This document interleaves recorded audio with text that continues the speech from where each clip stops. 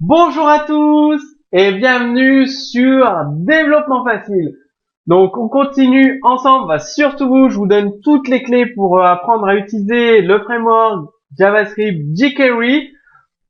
Donc toujours avec des cours de moins de 5 minutes, ou en tout cas moins de 10 minutes c'est sûr, et moins de 5 minutes quand je peux, comme ça dès que vous avez un moment de libre, vous consultez le cours, vous téléchargez le code source et vous le mettez en pratique directement. Donc ce cours est consacré aux méthodes jQuery. Donc qu'est-ce que vous avez là? Vous avez la méthode over, donc ça lie deux événements qui sont fréquemment utilisés à l'élément sélectionné, c'est-à-dire que lorsque le pointeur survole et l'autre lorsqu'il le quitte. Donc pour les boutons par exemple, on over. Cette méthode s'effectue donc en deux temps. Quand le curseur se situe au-dessus de l'élément sélectionné, par exemple au-dessus des boutons, la première fonction est passée en paramètre est exécutée. Et lorsque le curseur sort du cadre de l'élément, la seconde fonction est exécutée. Donc par exemple $pover fonction. Donc si vous passez la souris au-dessus d'un paragraphe, ça va ajouter la classe over. Si vous quittez la souris de dessus le paragraphe, ça va enlever la classe over. Vous pouvez faire la même chose avec l'événement bind. Rappelez-vous les événements avancés dans le cours précédent. Bind, vous pouvez associer mouse leave, mouse enter et obtenir exactement la même chose. Donc over au survol des paragraphes, la classe over est appelée, donc la première fonction est appelée, et dès que le curseur quitte la zone, la deuxième fonction est appelée, donc la classe est retirée.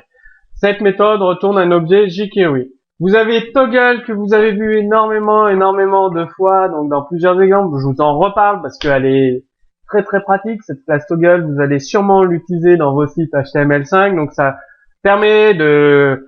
Vous avez toggle, soit vous enlevez ou vous ajoutez une classe CSS si vous utilisez un seul paramètre. Si vous mettez fonction 1, fonction 2, etc., ça va basculer d'une fonction à l'autre à chaque clic sur les éléments de la sélection.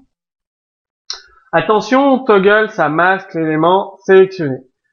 Donc, par exemple, ptoggle fonction add class, remove class. Au clic sur les paragraphes, la classe select est appelée. Au clic suivant, la classe select est supprimée. Et ainsi de suite. Donc, cette méthode retourne également un objet jQuery. Je vous montre un exemple de code source. Alors, ici, on a utilisé over. La fonction, on change l'image, on modifie l'URL de l'image. Tac, l'URL de l'image est modifiée tout simplement sur un over. Qu'est-ce qu'il y a d'autre? On a le framework jQuery ici, si vous cliquez, hop, il disparaît tout simplement. Comment c'est possible? Bien, divj, regardez, divj, on click, on fait un toggle à une vitesse slow, et c'est-à-dire on va faire disparaître le div, tout simplement.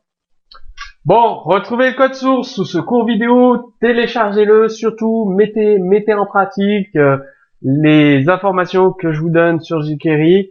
Si vous avez des questions, posez-les sous ce cours vidéo, et moi je vous dis à très bientôt sur Développement Facile.